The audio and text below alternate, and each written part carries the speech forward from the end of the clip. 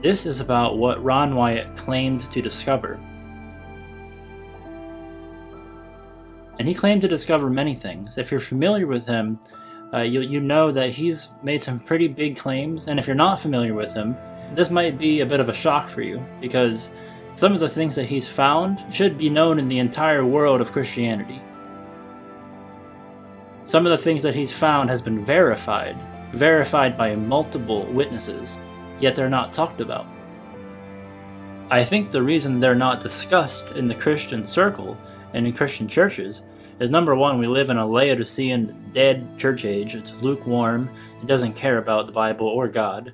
Number two, I think one of the issues is that he is a Seventh-day Adventist, and that scares people away from bringing him up. That scares away pastors and teachers from even mentioning his name because he's a Seventh-day Adventist. Now, I don't give a rip if he's a Seventh-day Adventist. I'm going to look at what he actually found, and I'm going to look at if he actually found it or not.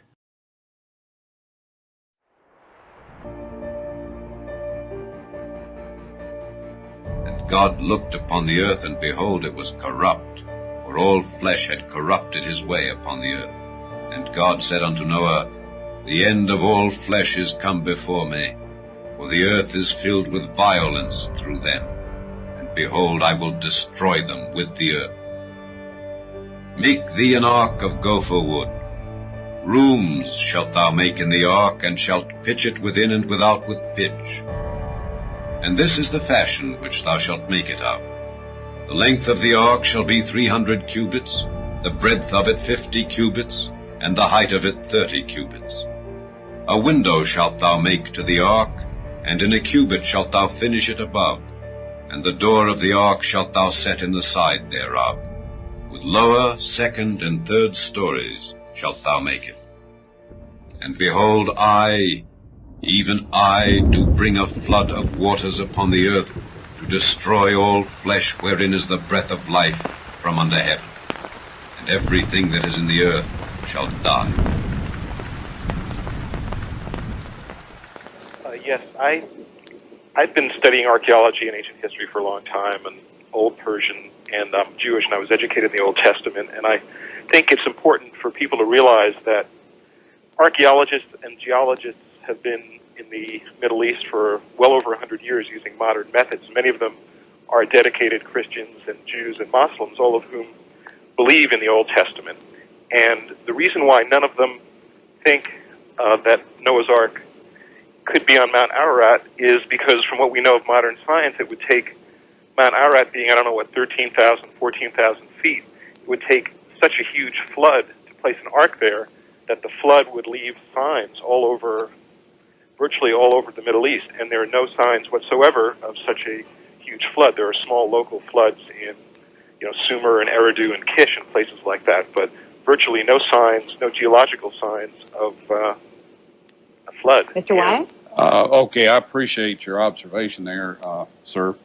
Now, we will have to agree with you on the fact that this boat could not be on Ararat for many reasons. It's a post-flood volcano.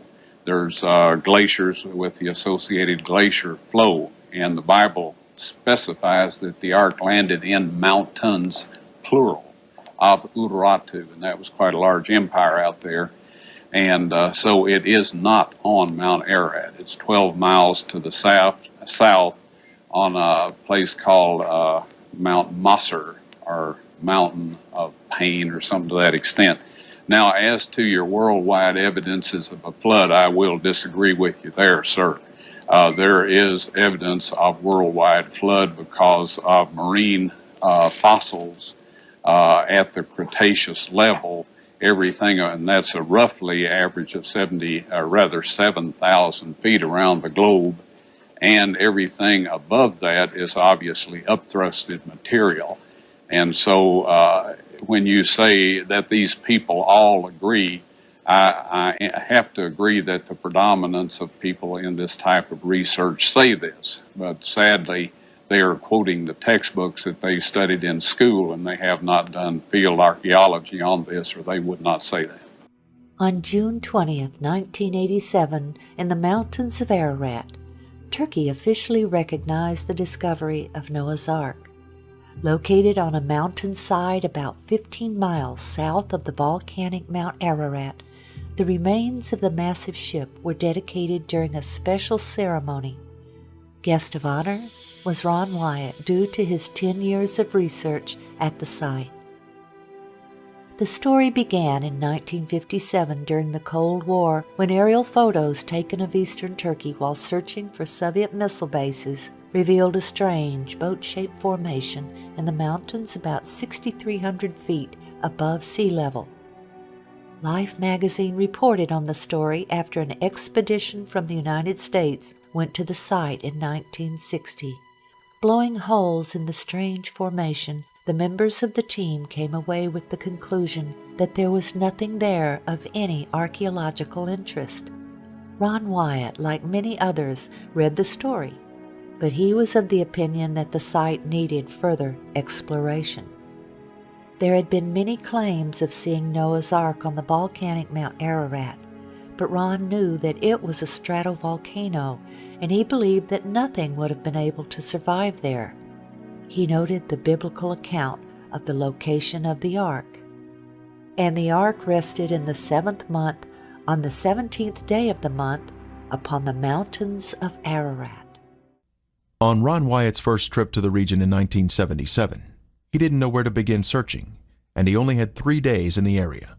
We were looking at all these mountains we were going through, and Dad realized, he's like, guys, you see how rugged this place is? He said, do you know that we have no clue as to what direction to look in once we get there?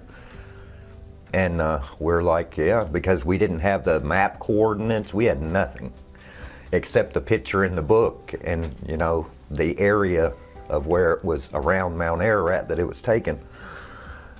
And so we were becoming real skeptical on whether we were going to get to see anything this trip. And then once we got off the train, we hired a cab to take us in to Dugabazit, the town close to Mount Ararat. And while we were driving, it was at night, and Dad said, guys, he quoted the scripture, and so Dad said we should all say a prayer that God help us know which way to look. And we basically all three just said a separate prayer, bowed our heads and said a separate prayer in the car silently.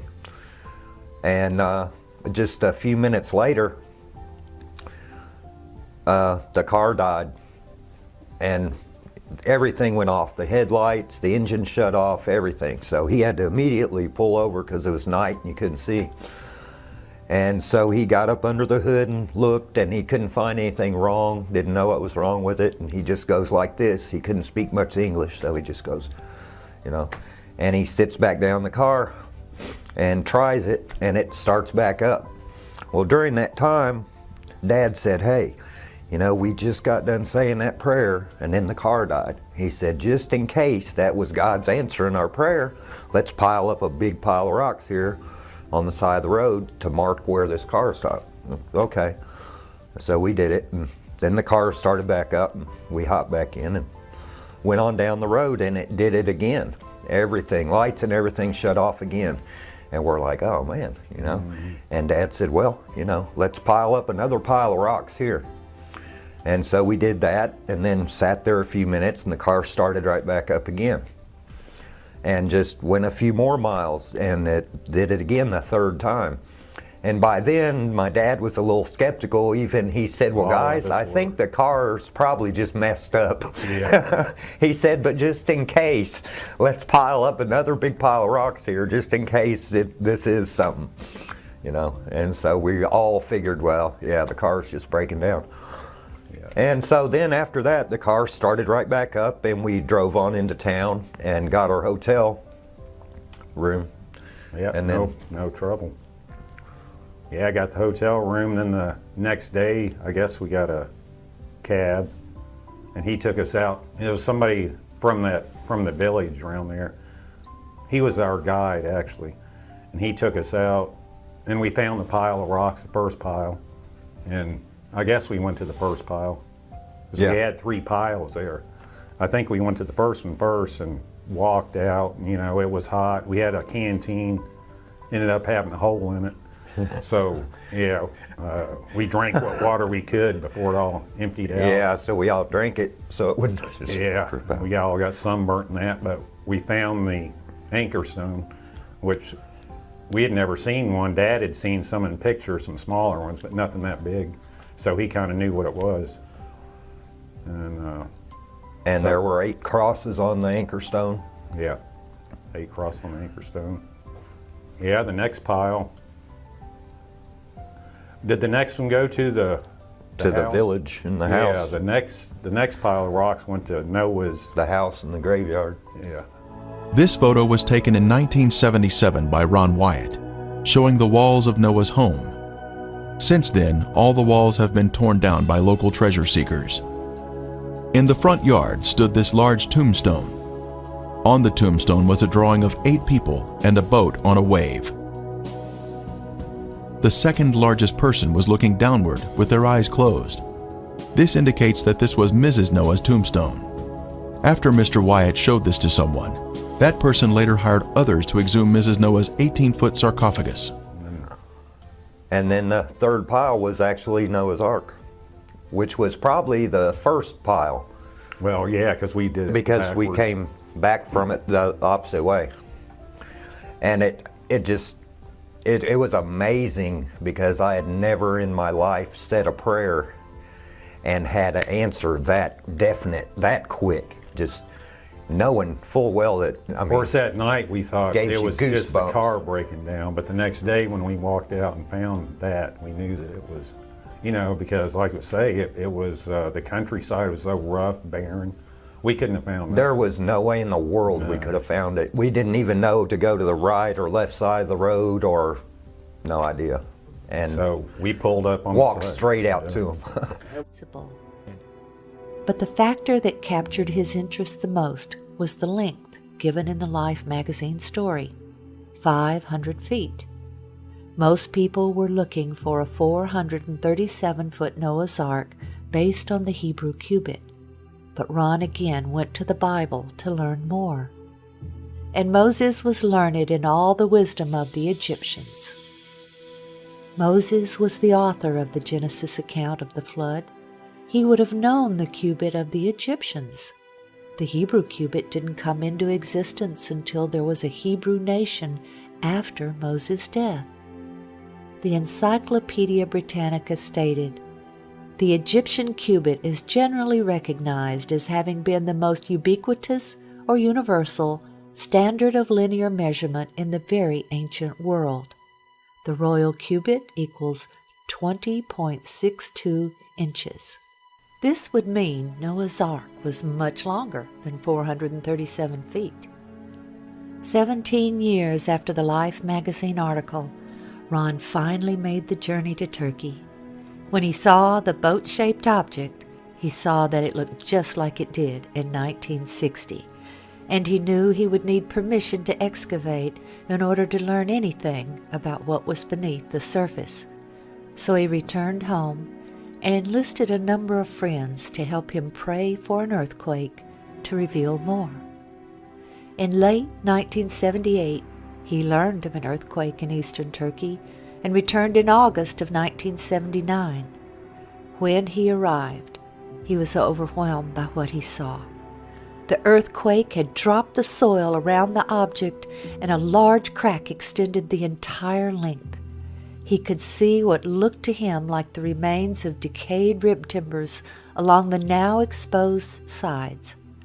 Also, he was able to measure the depth of the debris and measure the length. It was 515 feet, or exactly 300 Royal Egyptian cubits. He was now convinced. He carefully combed the surface, looking for evidence that it was a shipwreck. He saw what he believed were petrified structures of an ancient ship whose deck had collapsed. He saw what looked like deck joists and deck support timbers. In 1984, Ron met and became friends with Colonel Jim Irwin, the former astronaut. Colonel Irwin was searching for Noah's Ark on Mount Ararat, but he was very gracious and was interested in seeing the boat-shaped site. Ron had brought a metal detector to the site to see if there was a pattern of metal readings. In the presence of Colonel Irwin and others on his team, Ron employed the detectors. He found distinct metal lines down the entire length of the object, while no metal readings were obtained just outside of it.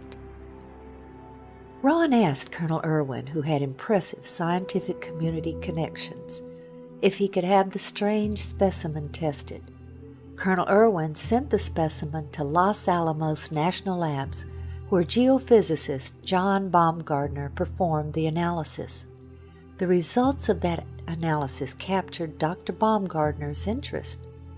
The specimen contained manganese, also titanium and aluminum, among others, and these were not in the form found in nature. Due to the sophistication of the metals, he questioned whether a missile had crashed on the mountainside and Ron had found the remains.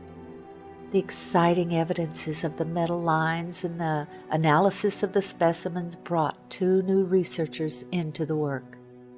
Dr. Baumgartner and David Fassel, a marine salvage expert who knew all about ships and their construction. They both joined the team. Oh, look at that. Oh, well, wait a minute. Wait a minute, let me get a close-up of that. Kind of, You want my hand in there for? Yeah, just to point at those little flakes of iron that are coming out, like right there. There and there. Huh. That's a strong reading.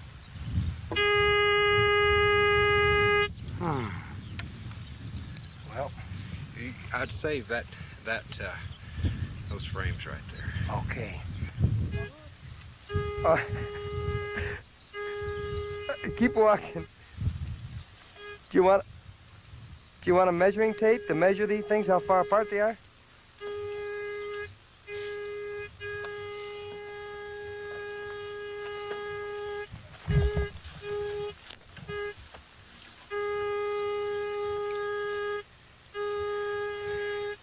John, as a scientist, might I take the liberty here to ask you, do you really honestly believe that you have been on the remains of Noah's Ark? I have no doubt in my mind. This has to be a man-made structure. It's full of metal. Metal has a regular pattern to it, and the size of the thing and the shape of the thing is such that it's almost certainly a large boat. Dr. Baumgartner and Ron scanned the entire site with 3 different types of metal detectors. Placing rocks at each metal reading, they then attached tapes to show the lines. While Turkish scientists and archaeologists did their own research, Ron and his associates continued their work. The next step was subsurface interface radar. There's the longitudinal bulkhead. You ought to see them popping out, Ron. Yeah, there they are. Here. There's another one. There's the key line right there. Yeah.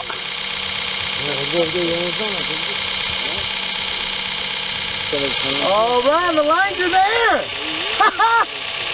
The lines are there. Okay, we're gonna walk over, Yeah, walk. take a look. Leave it running so everybody knows that we're not cheating here, right? You got it, Toby. Okay, now this is the west bulkhead. Okay, can you look through there and... All right, This is the west bulkhead. all right. That was over there. And he walked easterly. Here we start getting the longitudinal bulkheads. Here, here, here, here, here, here, here, here. Okay. Here. You see there how it shows up? All right. The initial scans were very impressive, showing internal structure consistent with bulkheads and rooms. But to be sure they were interpreting the data correctly, Ron took the scan printouts to Geophysical Survey Systems, the developer and manufacturer of the radar. This data is not does not represent natural geology. It's a man-made structure. These reflections are occurring very periodic, too periodic to be random natural type interface. There was no longer any doubt that this was the remains of something man-made. In late 1986, the Turks announced their decision. The ceremony was set for June 1987. During that ceremony, the governor asked Ron to demonstrate the radar on site for the journalists and military officials. When Ron showed them a readout that he said looked like an intact timber, the governor then instructed a soldier to dig right there. What emerged was this petrified section of fossilized hand-wrought timber. Sectioning showed it to be laminated wood, 5 layers of timber glued together with pitch, clearly visible oozing from the end. It was tested at Gomorrah labs for organic carbon. The level of organic carbon was extremely high, thus proving this object was once living matter, consistent with wood. Using radar equipment, Ron Wyatt discovered an open cavity on the starboard side of the Ark. Utilizing a core drilling technique, he was able to gain access to the interior of the Ark. Stunning evidence was pulled from the belly of the ship. Using an improvised long rake device, petrified animal dung was extracted from the hull. Next, cat hair was also pulled from the cavity. Then, a petrified antler was extracted. These are all items that one would expect to find in the bottom of the Ark. The Bible tells us the antediluvians were skilled in metalworking. Tubal-Cain, an instructor of every craftsman in bronze and iron. This large metal rivet, or metal washer around a metal rod, was found by Ron Wyatt when he had taken a tour group to the site in 1991. The center rod had been struck while it was hot, causing it to flare out, holding the washer in place. Test results showed that it contained 8% aluminum metal. Aluminum metal is man-made, thus proving the site to be man-made. Skeptics have said Mr. Wyatt was lying about the testing, but was he really? When the Ark Discovery International team was at the Ark site, they used a metal detector to locate metal fittings on the Ark. This is a crescent-shaped piece of metal that had been a circular washer in its better days and was found near the bow on the port side. A portion of it tested at Gomorrah Labs in Tennessee, and the results were stunning. It was 8% aluminum metal, just as Ron Wyatt's test had revealed. The test additionally showed a small amount of titanium metal that is also man-made. The Ark Discovery team continued its analysis at the site and located another fitting on the starboard side. A portion of it was sent to Gomorrah Labs for testing, and again, there were incredible results. It contained 8% aluminum metal, 1.3% titanium metal, plus 3.8% magnesium metal, all indicative of the Ark formation being a man-made structure. The Encyclopedia Britannica tells us, because of its chemical activity, aluminum never occurs in the metallic form in nature. These unique metal components are special markers that were left behind, which prove the site is without a doubt a man-made structure, utilizing high-tech construction techniques, consistent with what we should find in Noah's Ark. Modern man didn't discover how to make aluminum metal until around 1900, but the antediluvians had this knowledge in their day. Other metal fittings were found on the port side of the deck. Our metal detector picked up metal readings where a rectangular plate was positioned on a flat plane. This plate originally had 6 rivets. 1 is still visible on the left side. Now we're going to come to some evidence that I believe is really strong in supporting this area as the site of Noah's Ark. In this area have been found around 30 drogue and anchor stones. As mentioned earlier, these drogue and anchor stones were used as ship stabilizers to better withstand storms and cause drag, so ships weren't driven and tossed on the oceans. Found in this area are around 30 of these drogue and anchor stones. They are found scattered along a path running from west to east. It appears as the waters were receding from the great flood, the drogued stones began hitting the land under the water, and then they were cut loose. The remaining stones are generally in the area where the ark eventually came to rest. Many of these stones have holes carved in them for connecting ropes from the ark to the stones. Some of the holes have broken over the years in some of the stones. So on the tops of these stones, they had holes in them, and the ropes would go through those holes, and then they were attached to the ark. These drogued stones were continually used in ancient times after the flood and can be found in places like Israel and the Nile River in Egypt.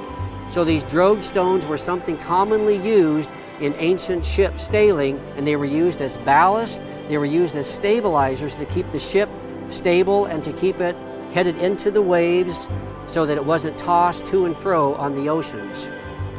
These drogued stones are over 200 miles from the closest ocean and about 5,300 feet or 1,615 meters above sea level. They have no business being here other than that a huge ship like the ark dropped them here. So they're a long ways from any water, and they have no business to be here other than that a large ship dropped them here. The numerous stones discovered near the Drupanar site are the largest ever discovered in the world. This would make sense as the ark was massive in size and would need extra large stones to stabilize it.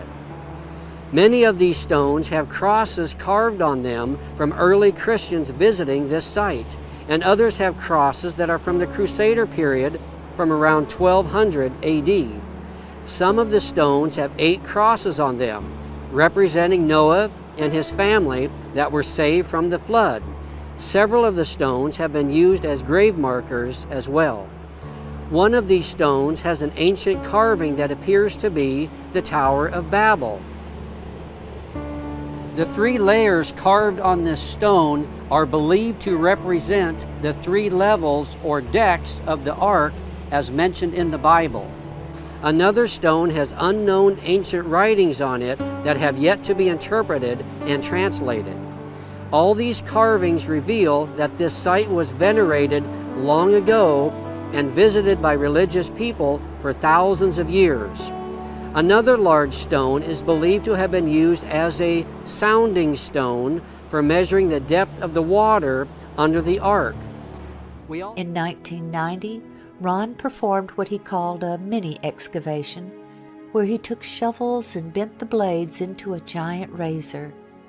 He and his associates then shaved off a very thin layer from one section, smoothing it to show the color difference between the structure members and the matrix.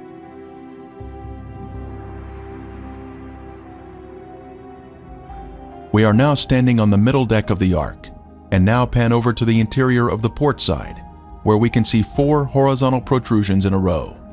They are arranged in a regular pattern, indicating man-made construction. These would have been horizontal deck support timbers, extending toward the middle of the deck.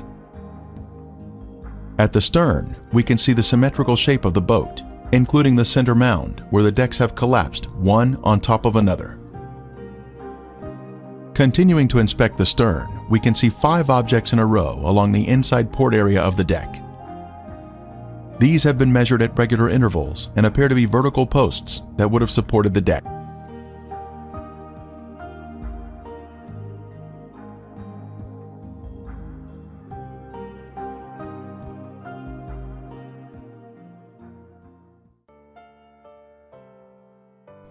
Resistivity imaging is complex and has improved greatly with the advent of more powerful computers and resistivity systems. Basically, an electrical charge is used to map underground features based on the electrical resistance of the objects under the earth. It took several days to complete the scans, and what the 3D images showed was consistent with that of a ship that had suffered a great deal of damage. After all, if it is Noah's Ark, as we all believe, it is the oldest man-made object on Earth and is impaled on a massive outcrop of rock. The scans clearly showed that this was not a natural object, and it looked like a massive shipwreck. Looking at the hull shape in 3 dimensions, the resistivity images showed that the front section, which lies beneath the ground, resembles the form of a ship, which is streamlined and with the shape of a deep hull design. The resistivity values of the material forming the hull are also the same above the ground as they are beneath. This indicates that the same material makes up the entire hull shape and that this material is relatively impermeable to water. It is a hard substance which has retained its shape. Around the edge of the site are features which Ron believed to be the ribs of the ship. The scans revealed even more encouraging evidence than we could have ever asked for. They showed that the material forming these ribs continued below the ground surface and curved underneath the vessel, just as a rib timber would be expected. The electrical resistivity of the material forming the rib was more resistive than the surrounding mud, and the level of resistivity did not appear to change with depth. Ron Wyatt used to point on the inner side of the ship's hull to a series of equally spaced protrusions which are projected at 90 degrees from the outer edge of the hull towards the inside of the ship. He believed these were deck joists which once held a floor or ceiling of some type. The scans revealed that these protrusions were of the same resistivity as the apparent rib material. They also revealed that they extended back into the hull and connected directly to the adjacent rib, exactly as Ron believed. In 2019, radar scans were again done, which we helped finance but were not present for. They also revealed the presence of straight lines, which were consistent with walls, and 90-degree lines consistent with being rooms. We believe this is a ship, a massive ship. It bears the shape of a ship and the features of a ship. It is 6,300 feet up in the mountains of Ararat. The internal features are exactly the dimensions given in the Bible using the ancient cubit of 20.6 inches, later called the Royal Egyptian Cubit. Finding Noah's Ark means nothing if it does not strengthen our faith or lead a non-believer to the knowledge of the truth that we have a Creator who loves us and wants us to come to Him and be saved by the blood of His Son. Photos taken at different times of the year have brought out different features of the boat. There was so much convincing evidence uncovered at the site that the Turkish government declared this area to be Noah's Ark National Park, and yet today, the world is unaware of this amazing discovery.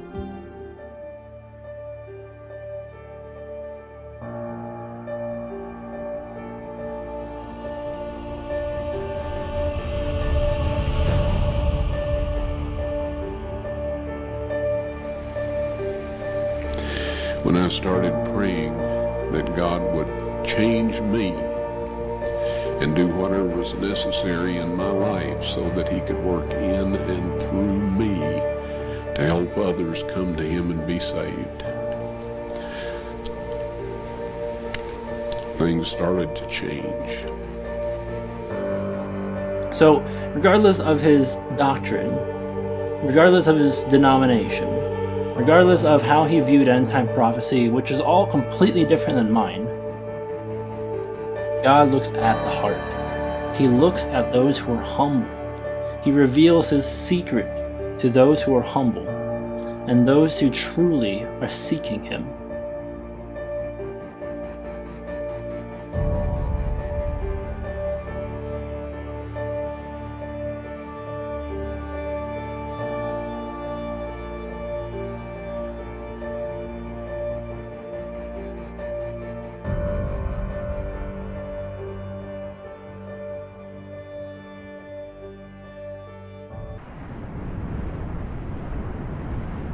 Then the Lord rained upon Sodom and upon Gomorrah brimstone and fire from the Lord out of heaven. The first discovery we can investigate is the location of Gomorrah. And Abraham got up early in the morning to the place where he stood before the Lord. And he looked toward Sodom and Gomorrah, and toward all the land of the plain, and beheld, and lo, the smoke of the country went up as the smoke of a furnace. Ron Wyatt claimed to rediscover the ruins of ancient Gomorrah, the actual place where God rained down fire from the sky. And to begin showing you the evidence of this, I want to introduce you to Lotan from KJV Pictures, who has actually been to the place where Ron Wyatt claimed was Gomorrah. Hey everyone, Lotan here from KJV Pictures. Super excited to make this video because when Brother Brandon told me he was making this study, I had a few things to add. You see, Ron Wyatt's videos were some of the first videos I saw as a newborn Christian, and having family in Israel myself, I decided to go check out some of his findings firsthand. One finding in particular, because if true, for me, it would be sort of a smoking gun discovery, and that was the location of Sodom and Gomorrah. Ron had claimed to discover this location in, I believe, 1990, and his discoveries were quite shocking. Architecture, brimstone, sulfur balls, the whole 9 yards. But no one in the Christian community seemed to ever talk about it. I don't know, I had to check it out for myself. So I went on his website, and using only this map, I made my way to the supposed location of Gomorrah. As you can see, I wasn't working with a whole lot. The road we took to the Dead Sea spit us out right around here, and then we traveled up the coast until I eyed a piece of white, ash-colored land where the map suggested Gomorrah would be. There was no parking lot or anything, no tourists, or anyone for that matter, just a two-way road up and down the coast of the Dead Sea. So we pulled the car over and just started walking.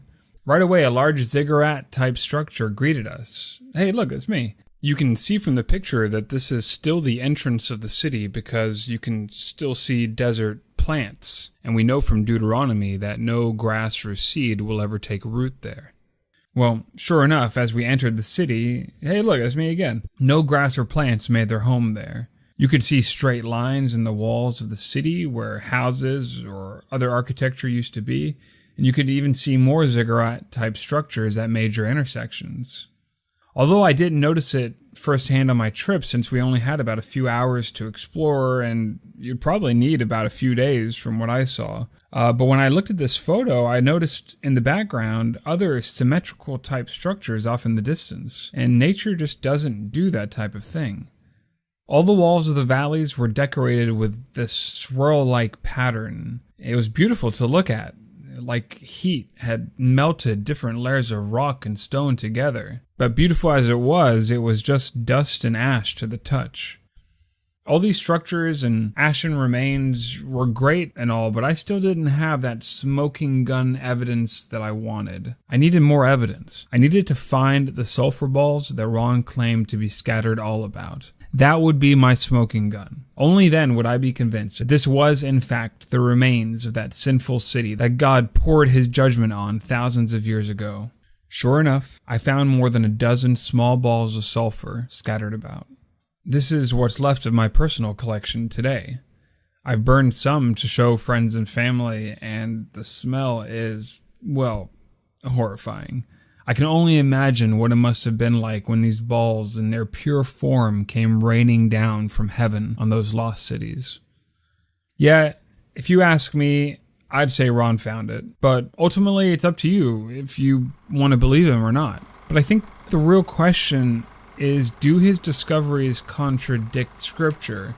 Because if they contradict Scripture, it doesn't matter what I believe. It doesn't matter what you believe. But if they don't, well, for that, I'll turn the study back over to Brother Brandon. Brandon, thanks for having me. It was a pleasure talking to you, and I look forward to listening to the rest of the study. Thank you, Lotan, and I highly recommend that you go subscribe to KJV Pictures because his content is on point, King James only. And everything he does is really well done, not only from a production standpoint, but from a scriptural basis. Now I know what Lotan has showed you is very interesting if you've never seen it before, but I want to establish this with more witnesses so you can really see that this is not just Lotan. There are many people who have verified what Ron Wyatt claimed to find.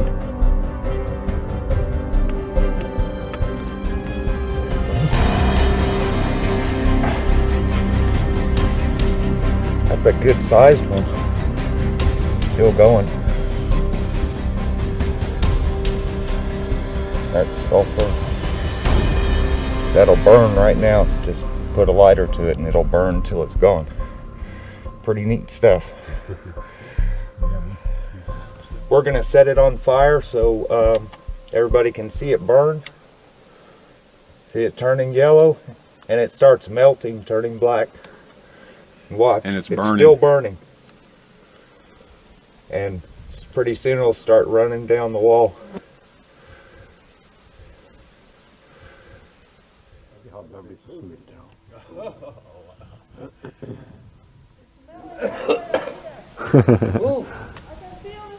Away from the Dead Sea, it is still possible to find today the remains and ruins of the destroyed cities described in Genesis 19. Although the locals consider these remains to be sand dunes due to 3,500 years of rain erosion, archaeologists like Ron Wyatt and Jake Wilson have discovered evident man-made structures in the area in the 1990s. Formations such as ancient houses, gates, temples, statues can still be spotted in the area. As opposed to regular sulfur, this pale white form of sulfur can only be found in the ruins of Sodom and Gomorrah. It cannot be found in any volcanic area or any mineral museum. Supporting the Genesis account, geothermal activity has never been recorded in the region, so these brimstones could not have come from a volcanic eruption.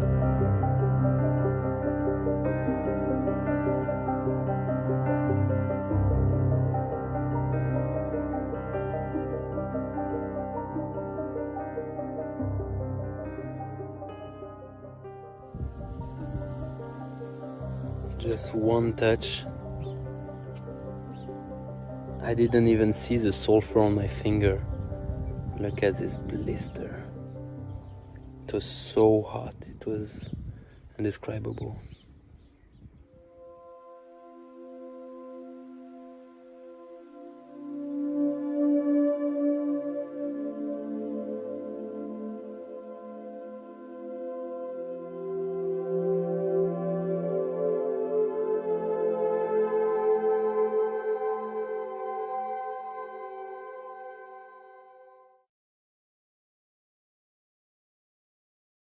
This is absolutely staggering.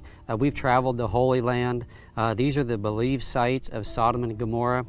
There is some discrepancy as to where they might be, but the evidence is so overwhelming that right here, this is where Sodom and Gomorrah is. I have been absolutely impacted and impressed by this. It's just, I mean, right now I just feel just a sense of awe over me right now as we're here. And as they have discovered in these areas a brimstone, and they're like balls. And this brimstone is totally different than any other place on the planet. Most other brimstone, and I should mention brimstone is synonymous with sulfur. So brimstone is kind of the old word for sulfur. So we have found sulfur balls all over in these city areas here, and it's unlike any other sulfur on the planet, as I mentioned. They're white, and they are about 90 to almost 100% pure. This brimstone is made of monoclinic, white sulfur that has been burned or cooked at a high temperature. It is quite different from natural sulfur that is formed in geothermal areas. Samples were taken to a lab for analysis.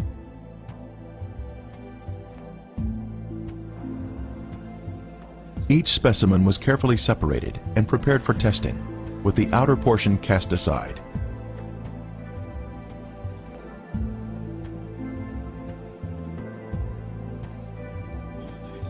Next, the samples were dried and placed in a rock crusher. Then they were pressed onto a disc. Then they were loaded into a machine for the semi-quantitative X-ray analysis. Each sample was individually transported into the testing chamber for analysis. The results proved to be quite amazing.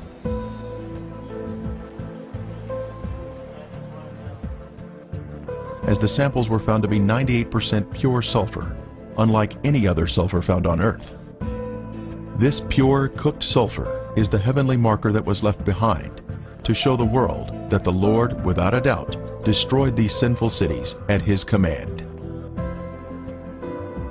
Critics have said that the sulfur is from volcanic activity, but that type of rhombic sulfur is only 40% sulfur and is of a crystalline form, unlike the white, compacted monoclinic form that is found in the ashen cities today.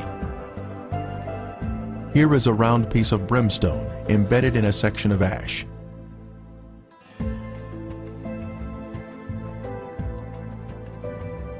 Another clump of ash contains a piece of brimstone that has a burn ring surrounding the unburned sulfur inside.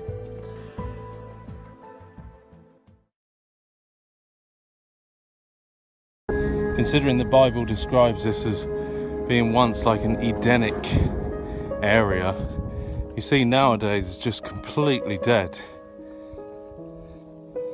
As we are told, happened to this place that was judged. Today it's completely dead. Nothing is growing here.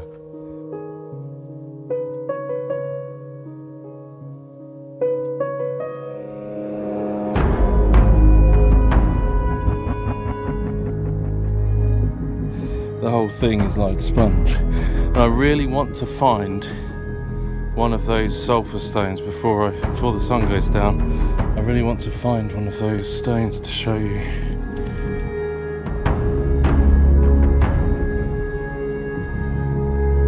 That is not a normal shape. That doesn't look natural at all. That is definitely seems to be a man-made shape.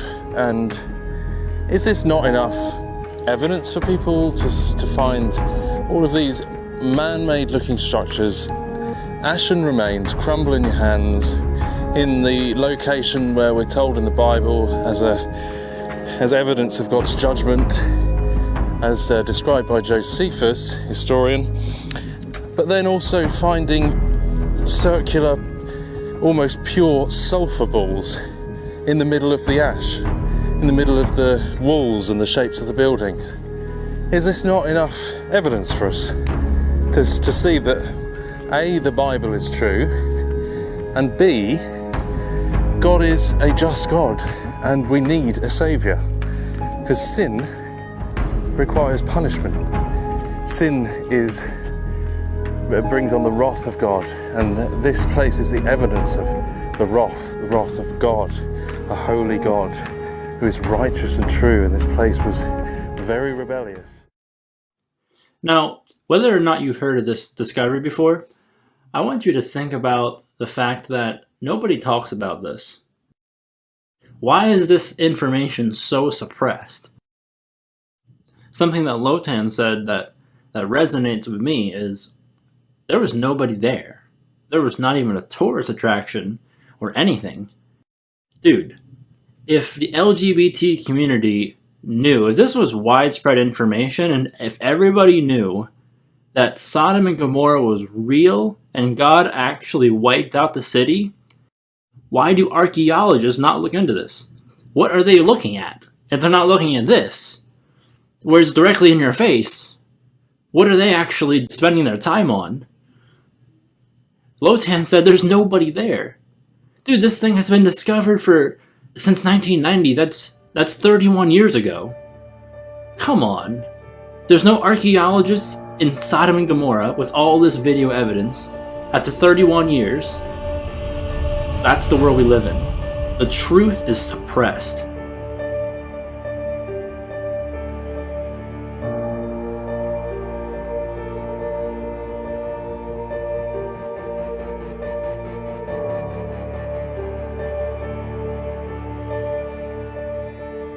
Every one that doeth evil hateth the light, neither cometh to the light, lest his deed should be reproved. But he that doeth truth cometh to the light, that his deeds may be made manifest, that they are wrought in God. So the world won't share it. The Christians won't share it because when they point it back to Ron Wyatt, they'll say, oh, Seventh-day Adventist.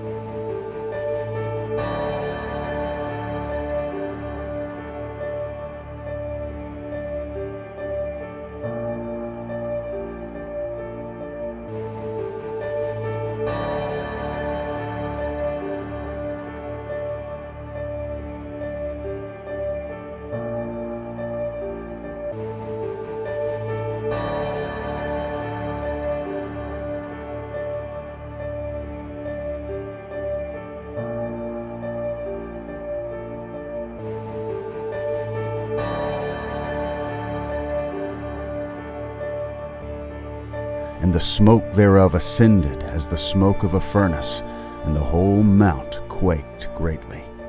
And when the voice of the trumpet sounded long, and waxed louder and louder, Moses spake, and God answered him by a voice.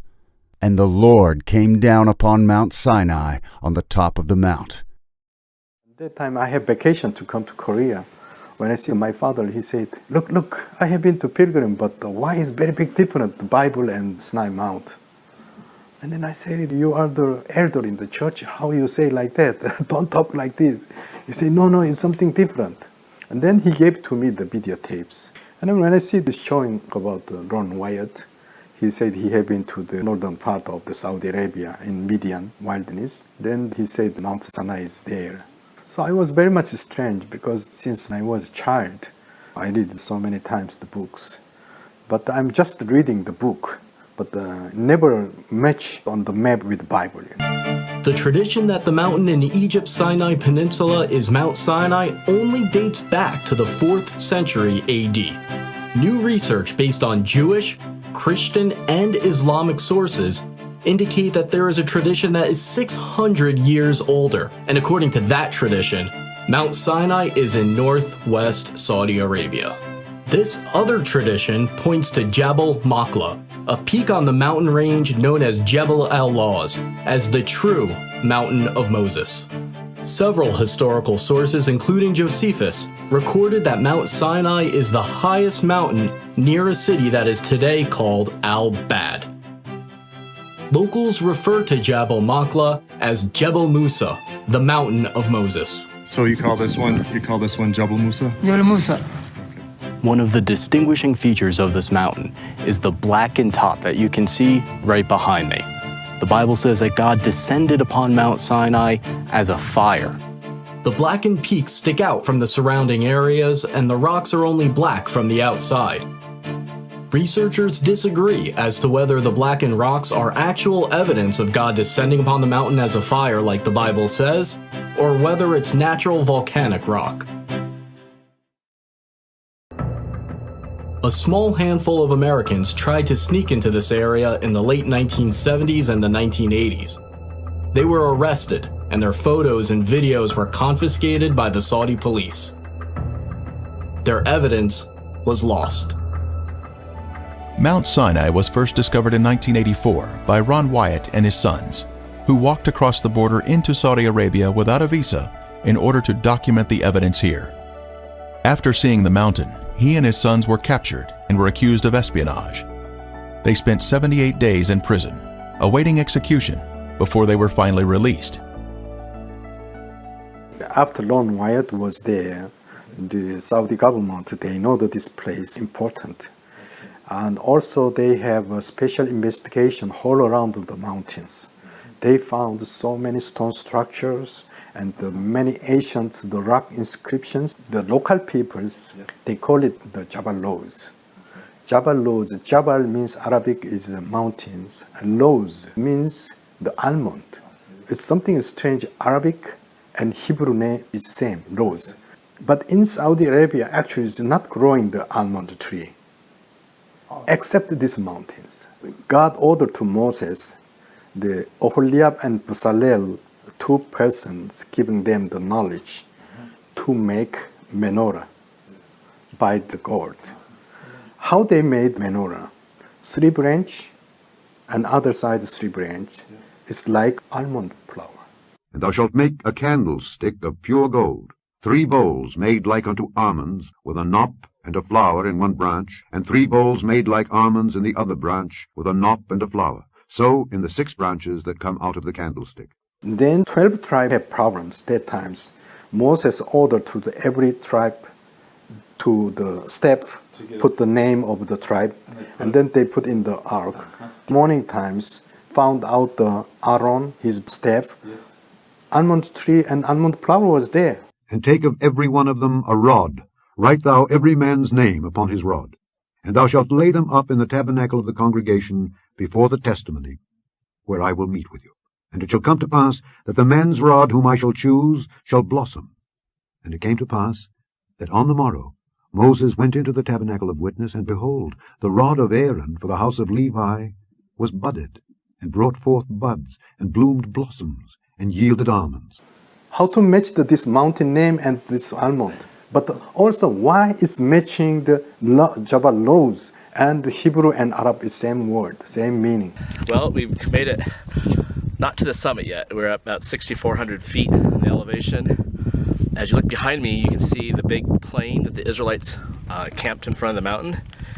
And just right down where we're standing, you can see the plateau where definitely 70 plus people could have sat and ate with God. Remember, Moses went up there with the elders of Israel. And right in front of me is the Blackened Peak. We're going to summit that today. I understand from their video, they said where the black begins, it's very distinct. It's a clear change from normal rock to black. Like it's a boundary, a very clear boundary. Did you found that too? Yeah. I go to on the back side. I come to there. But this one, like stone is melted. But some of them, they arguing, said, oh, this one volcanic stone. But volcanic stone, if you broke inside, also is black. Yes. But this one, only the outside is blackened. 20 to 30% from the top of the mountain is blackened. But it's go down is normal. Wow. Yeah, it's not like a volcanic stone. Right. Different, very big different volcanic stone. Okay, we are at the line where the stone changes color between the black stone and the white, pink, whatever you want to call it, granite. And here's the blackened boulder. And we're just looking at it, and if you pull off this piece, inside it's a different color. That's kind of a pinkish, but the outside's black. Now the amount of evidence around Mount Sinai here, which today is called Jabal Machlah, reveals this place is indeed the true Mount Sinai. It is all quite convincing, so let's now look at all of the evidence here at this Mount Sinai, which is known again as Jabal Machlah. First of all, the Bible states that the Israelites camped at the base of Mount Sinai for around a year. Interestingly, at the base of this mountain here is a large flat area where the Israelites could have camped. It is huge in size and had streams of water and pasture land for their livestock to graze. Also, the climate was perfect as it is higher in elevation, so it's not hot in the summer and it's comfortable in the winter. Next, Exodus 19:18 states that Mount Sinai was all in smoke because the Lord descended upon it in fire, and its smoke ascended like the smoke of a furnace, and the whole mountain quaked violently. The top of these mountains are dark, showing signs of burnt marks. The outer parts of the rocks are black, but on the inside they are brownish in color. And you can see here there's been some rocks that have been chipped away, and you can see that on the outside they're black and on the inside they are brown. This seems to be more evidence that this mountain and the surrounding mountains close by were covered with fire and smoke. Now from Mount Sinai, God gave the 10 Commandments to the nation of Israel and supernaturally wrote them on tablets of stone with His own finger. This was an earth-shattering event. Scripture says the mountain was on fire for 6 days and appeared as if it was going to be consumed. And the Israelites who saw this were terrified as they beheld everything that took place. The Bible also speaks about how Moses and 70 elders of Israel went up the mountain to worship God. The elders were to stay at a distance from Moses and could only go part way up. Interestingly, there is a natural plateau part way up the mountain where this event could have happened. Another piece of strong evidence is that at the base of this mountain an altar has been discovered. This would match what Scripture states in Exodus 24, 4 and 5. And Moses wrote down all the words of the Lord. Then he got up early in the morning and built an altar at the foot of the mountain with 12 memorial stones for the 12 tribes of Israel. And he sent young men of the tribes of Israel, and they offered burnt offerings and sacrificed bulls as peace offerings to the Lord. Now at the very base of this mountain are extensive remains of an altar and a complete system for animal sacrifice. There are corrals where the animals would have been kept and an altar at the front of it. There have also been discovered animal bones here underground. Scripture also refers to 12 memorial stones or pillars for the 12 tribes of Israel. Interestingly, there are stones by this altar that perfectly match the biblical record. The Saudi locals say that in the past, these stones were much more evident and could be seen much more clearer, and that the platform was more intact as well. Also, Ron Wyatt documents having found one of the pillars that had Hebrew writings on it. It's quite fascinating that everything here matches perfectly the biblical account of this event. Near the altar of Moses and the 12 pillars, Moses read to the Israelites the book of the covenant, and they agreed to it. This means that Moses probably had a spot right above the altar that served as a stage to address the Israelites. Now, just above the altar of Moses is a large platform from where Moses could have easily spoken to the Israelites when the covenant was made. It provides a natural place from which to speak, and the Saudi locals talk about how sound travels here like a natural amphitheater. Another fascinating discovery at the base of this mountain is the altar upon which Aaron set the golden calf, and all Israel worshipped before it. On the top of these rocks is the main rock that shows a flat spot where the golden calf might have been placed for all Israel to see. Below the rocks is where Aaron would have made an altar to this golden calf. Now, Exodus 32 provides all the details. It says, "Now when the people saw that Moses delayed in coming down from the mountain, the people assembled about Aaron and said to him, 'Come, make us a god who will go before us. As for this Moses, the man who brought us up from the land of Egypt, we do not know what has become of him.' Aaron said to them, 'Tear off the gold rings which are on the ears of your wives, your sons, and your daughters, and bring them to me.' Then all the people tore off the gold rings which were on their ears and brought them to Aaron. And he took this from their hand and fashioned it with a graving tool and made it into a golden calf, or a molten calf. And they said, 'This is your God, O Israel, who brought you up from the land of Egypt.' Now when Aaron saw this, he built an altar before it." So Moses was on top of Mount Sinai for 40 days, and this event happened while Moses was away. Now, interestingly, this golden calf was a representation of the Egyptian false god Hathor. It was one of Egypt's main gods. You can see images of this false god that look very similar to the paintings on these rocks here. There are also many other inscriptions on these rocks as well. Now, worship of this false god Hathor consisted of dancing, drums, and sexual promiscuity, and this is exactly what the Israelites were doing while Moses was away. This altar, interestingly, is fenced and gated like other archaeological sites at the base of this mountain by the Saudi government.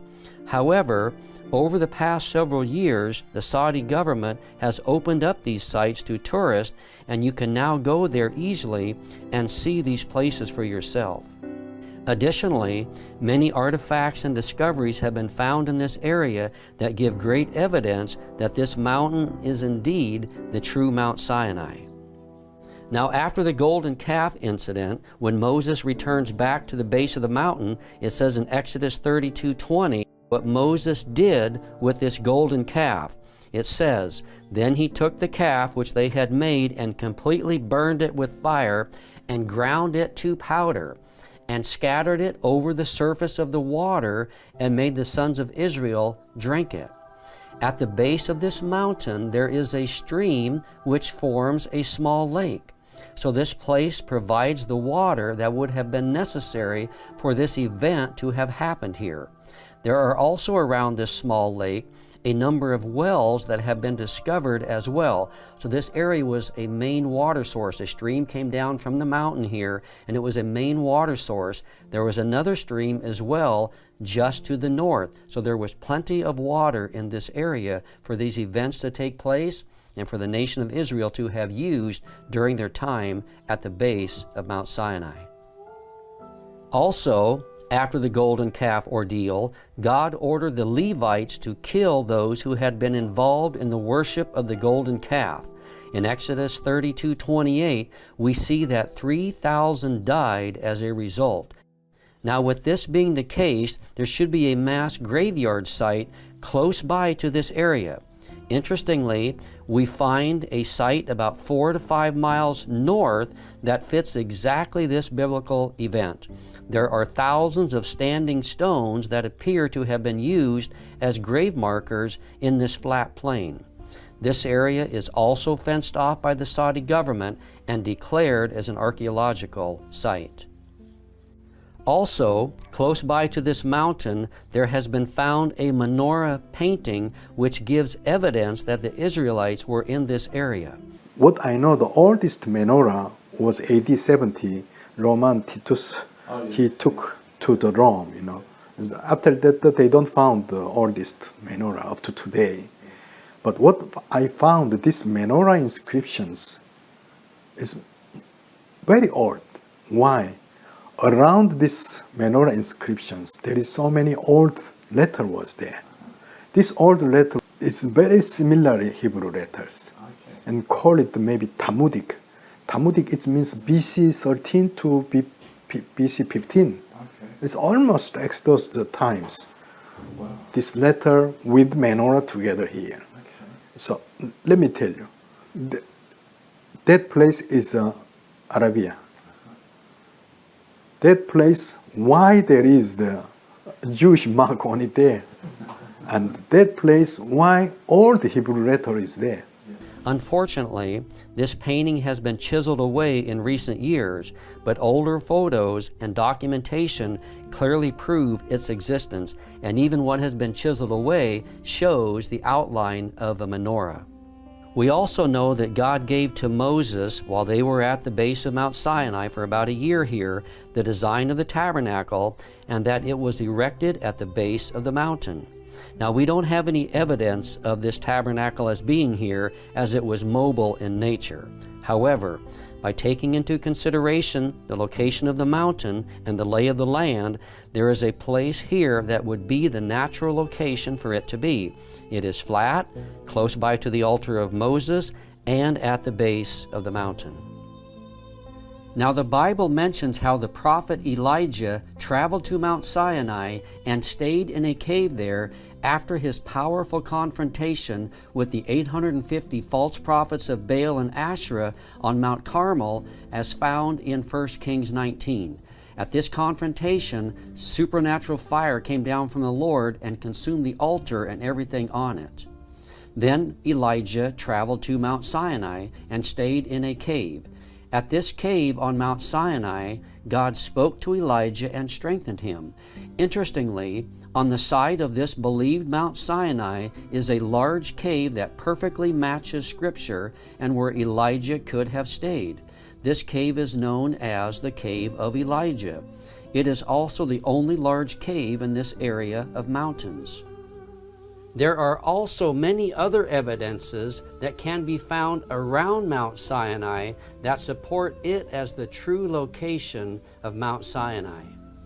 Now it says in Exodus 15, it says, "Then they came to Elim, where there were 12 springs of water and 70 date palms, and they camped there beside the waters." And you can see in this video, this place has been found. This very place that it talks about has been found, and it supports the biblical text. To this day, there are many palm trees and exactly 12 wells here. This would have provided water and met all the needs of the Israelites. Here you can see this area with the palm trees and some of the wells. The Saudi locals in the area point out that this is Elim and has been known by this name as long as they can remember. After this, it says in Exodus 17, "Then all the congregation of the sons of Israel journeyed by stages from the wilderness of Sin, according to the command of the Lord, and camped at Rephidim. And there was no water for the people to drink. Therefore the people quarreled with Moses and said, 'Give us water that we may drink.' And here is where Moses struck the rock, and water gushed out and came out from this rock." Now this rock that Moses struck and God split in two is believed to have been found and is a perfect match with the biblical account. It is massive in size and sits upon a small hill. It's also located in a large valley where the Israelites could have camped and can be seen from a long distance away. It shows water grooves in it where massive amounts of water ran down from it. And you can see this rock and the water channels and grooves that were made when the water gushed out from it.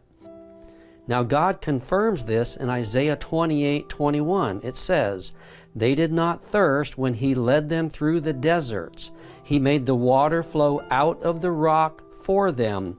He split the rock and the water gushed out." And this is exactly what we see here at this large, massive rock at Rephidim. And then it says in Psalm 78, it says, "He split the rocks in the wilderness and gave them abundant drink like the ocean depths. He brought forth streams also from the rock and caused waters to run down like rivers."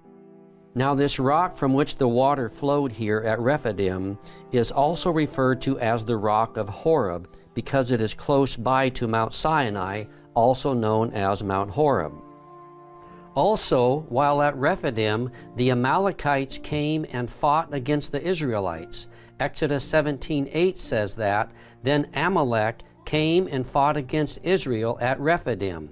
The Amalekites were descendants of Esau and were a people who lived south of the Dead Sea region. God supernaturally gave the Israelites victory as Moses held up his arms.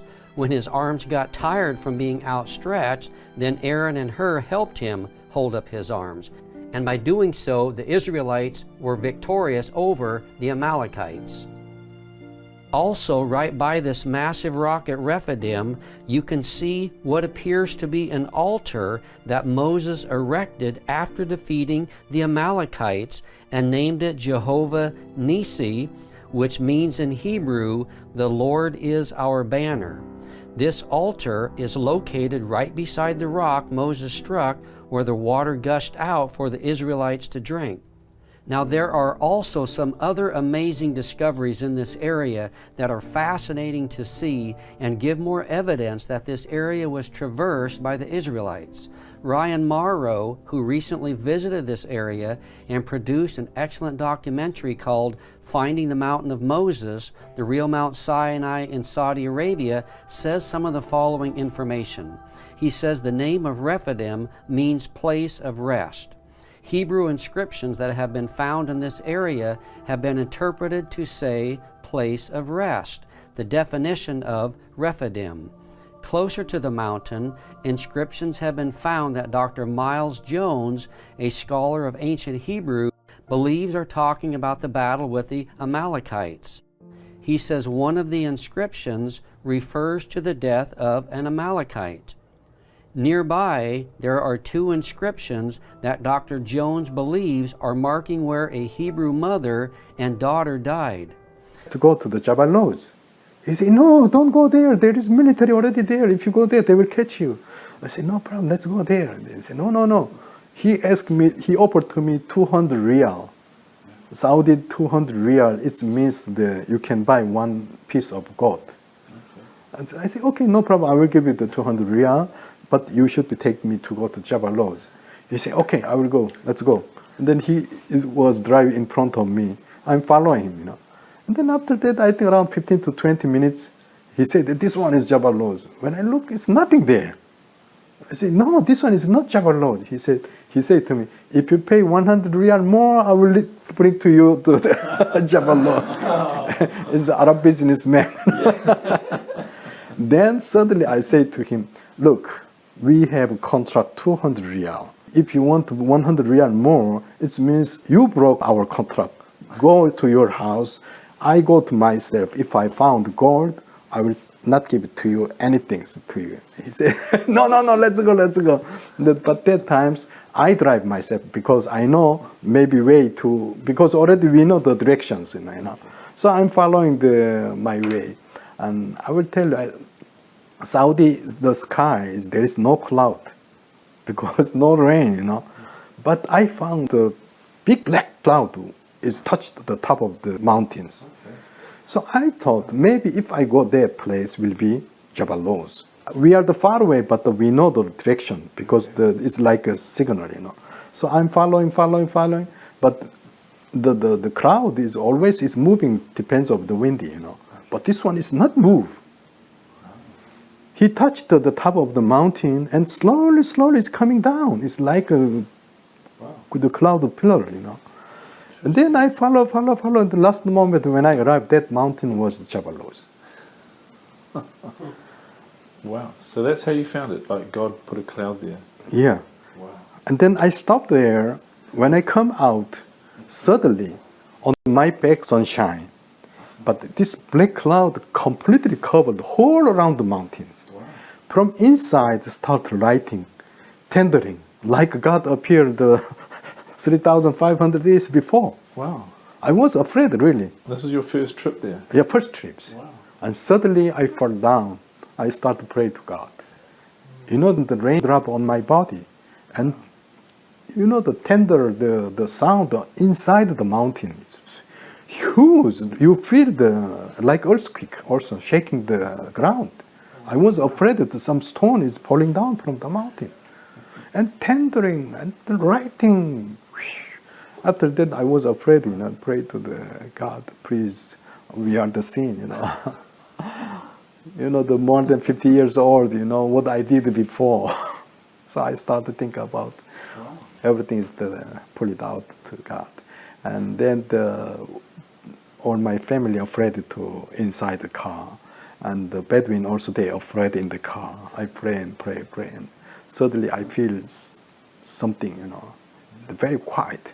When I look, and the whole cloud is gone, suddenly, and sunshine again.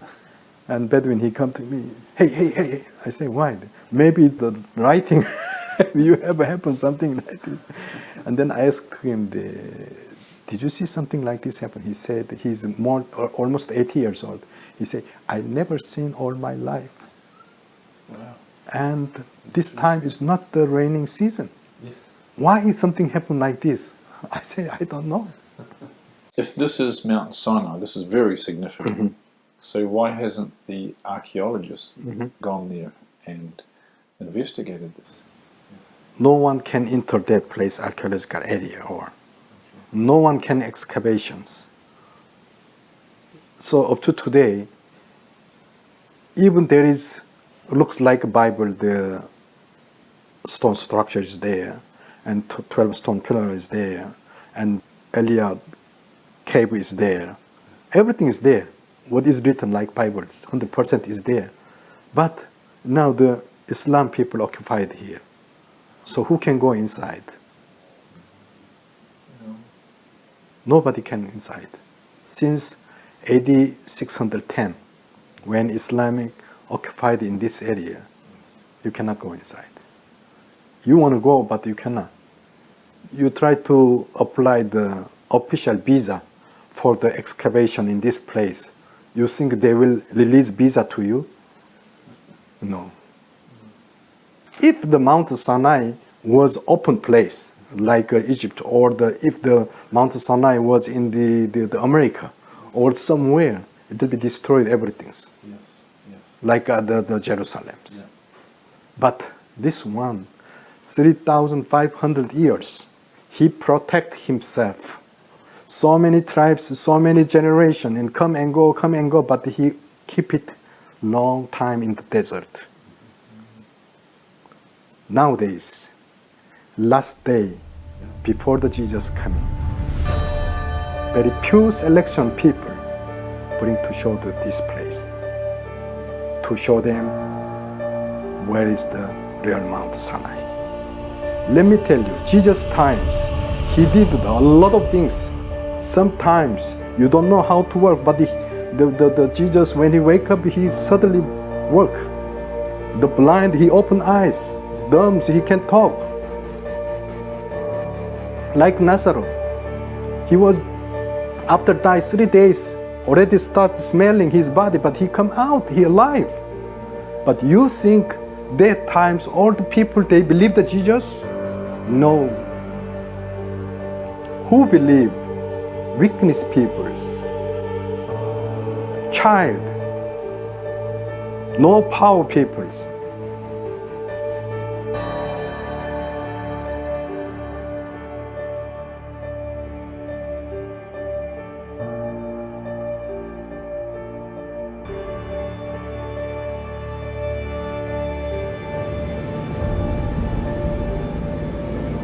And the Lord overthrew the Egyptians in the midst of the sea.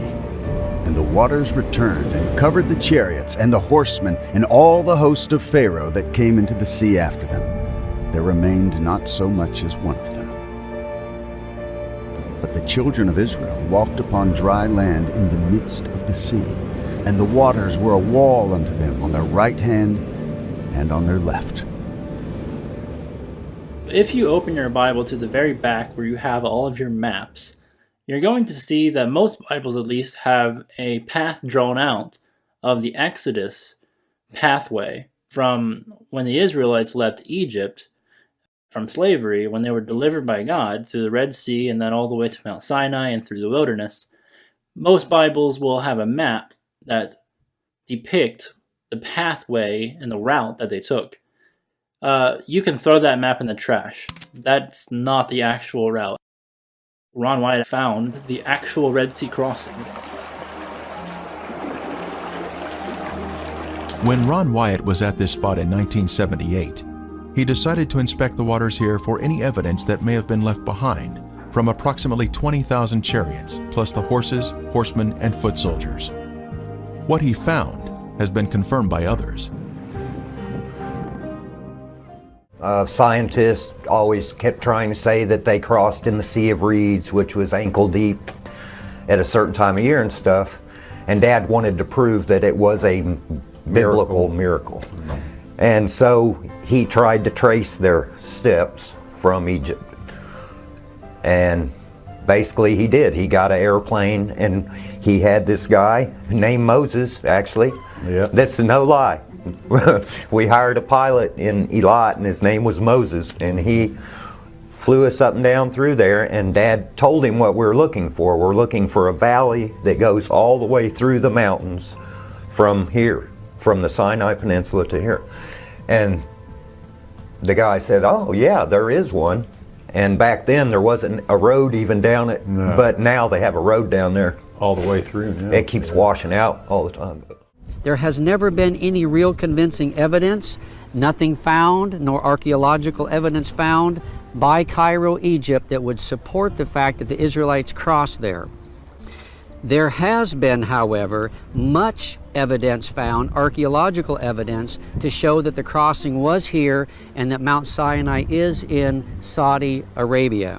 So basically what we have here is the traditional Exodus route from Goshen, where the Israelites were in Egypt. They came out of Goshen and then they crossed over around here somewhere, and this is where the traditional crossing of the Red Sea is. It's really sad because they're basically saying that Egypt's chariots got drowned in this really shallow marsh-like area. They will keep the traditional site of Mount Sinai, and they'll put it here not because of evidence they found, but because Constantine's mother said this was Mount Sinai. So the scholars, with all their wisdom, go along with Constantine's mother, and in order to do that, they got to put the Red Sea crossing over here, because it wouldn't make sense over there. And they also say that this is the real Red Sea crossing because in the Hebrew, it's the Sea of Reeds, the Reed Sea. But if you actually look into it in other places in the Bible, it describes this area right here as the Red Sea as well. So this is also the Red Sea in the Bible. So anyways, the actual Red Sea crossing, they ended up at this beach right here, and then they crossed right here. So the actual Mount Sinai is in Arabia. According to scholars, it's where Constantine's mother said it was. But according to Paul, the apostle, it's in Arabia. And that's where it actually is, and we'll look at that next. But here's where the actual Red Sea crossing is. The actual route starts here, goes down through here, and then they get entangled in the wilderness. And let me see if I have a map of that. Yeah, so as you can see, there's like this windy valley. And that's where Pharaoh realized they would be entangled in the wilderness, and then when it pursued them, and they came out at the beach here, and this is where they actually crossed. There's another bird's eye view of the beach. And as you can see, all of Israel would fit onto this area of land while God protected them with a pillar of fire, cutting off Pharaoh's army coming from behind. They're literally finding chariot wheels. This is all found in that Red Sea area. Egyptian chariots were known to use metal hubs in the center of the wheels. Using metal detectors, divers have found metal in the raised hubs that are now covered in coral. So when you dive with underwater metal detector, you can go over all the corals and you don't get any reading. And then when you go over obviously metal or iron or whatever, you do get a reading. So that's the way you know that if you've got a wheel shape and you get a strong metal reading from it, then that would be the difference between just a round coral and something that could potentially be a chariot wheel. So when you compare this particular four-spoked hub to the hubs that you see in the Egyptian Museum, it looks exactly the same, and there's metal where you'd expect to see it. Here we see another four-spoked chariot wheel with one spoke missing and a center-raised hub. The coral here has preserved the chariot parts by retaining the man-made structure, even after the wood has disappeared. Here we see another wheel suspended on its axle, standing at attention. It has 6 spokes and a raised center hub. Ron Wyatt made many dives here and located many artifacts. That thing in the middle is like the hub of the wheel, and then it's almost like a cross of coral. The wood rotted away. The metal would still be there with coral around it. But as you can see, that's just not a natural coral formation. There shouldn't be any coral at all in this area because there's nothing for it to grow on. But if there was a bunch of chariots down there rotting away, coral would definitely be growing on them. So, as you can see, that's clearly a chariot wheel. This is pretty clearly a chariot wheel. On the right side is giving you like an illustration, but you can even without the illustration, you can see.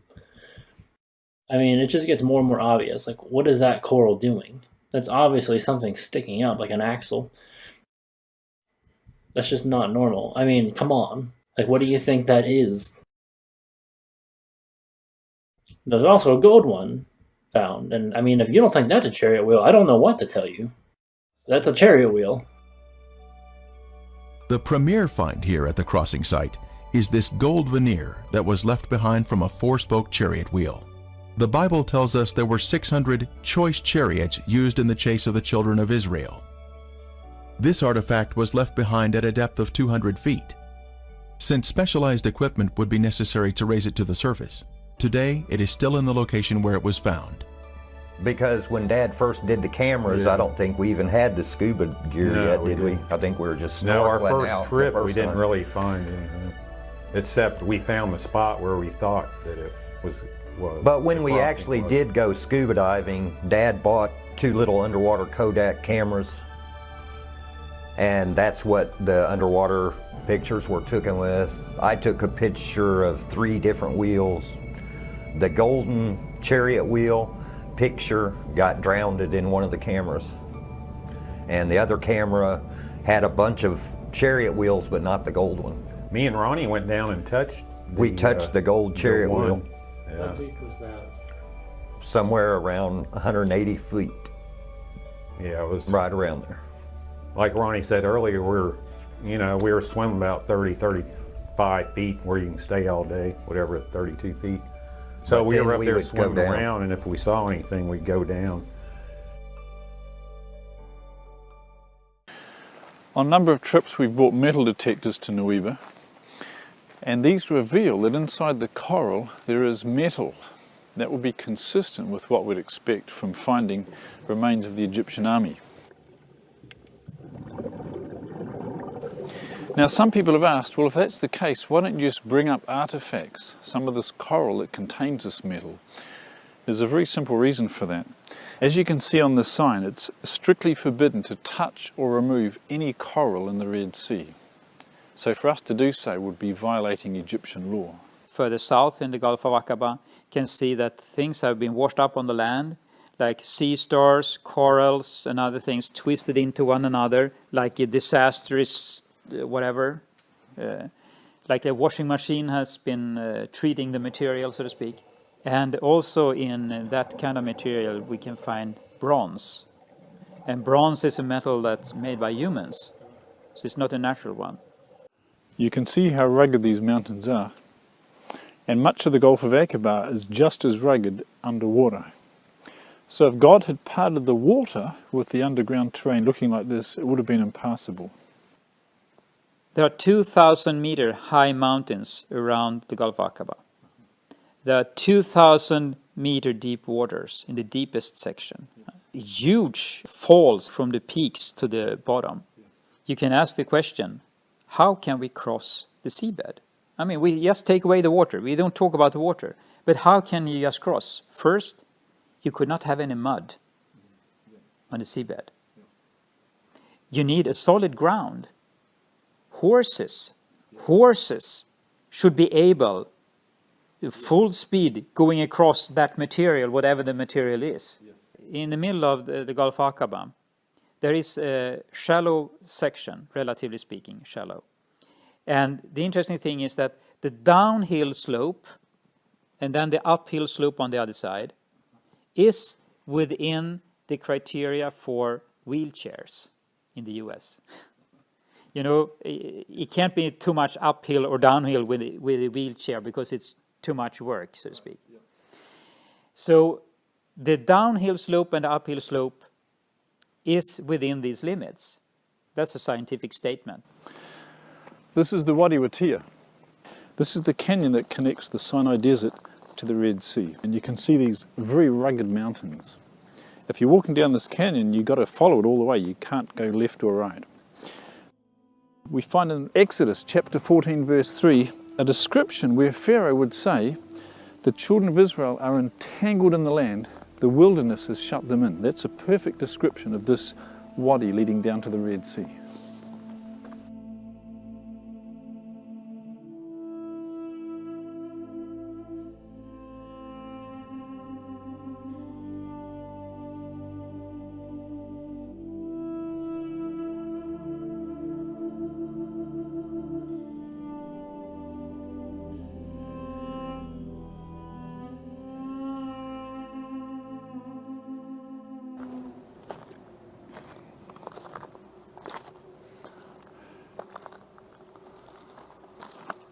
Finally, after walking about 30 kilometers through this wadi, they come to the Red Sea. You can see behind us the Gulf of Aqaba, and behind that, the mountains of Midian.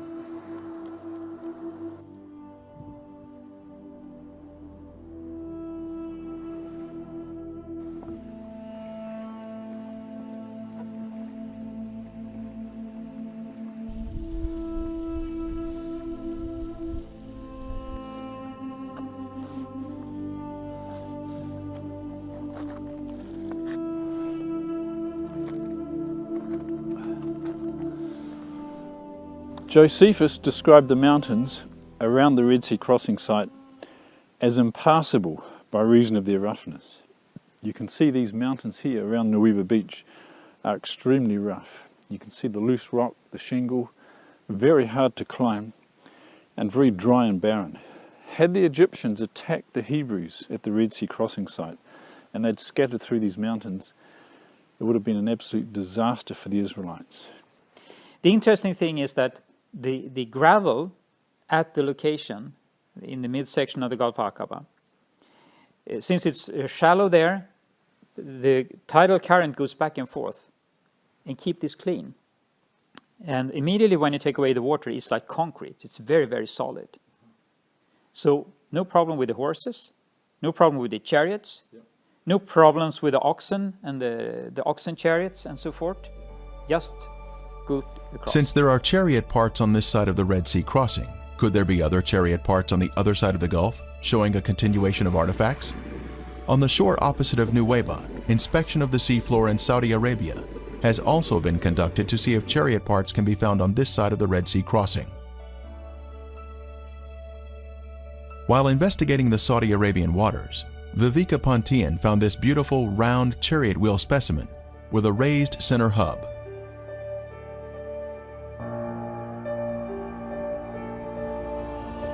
This is confirmation of the chariot parts continuing to the other side of the crossing site, opposite Nuweiba.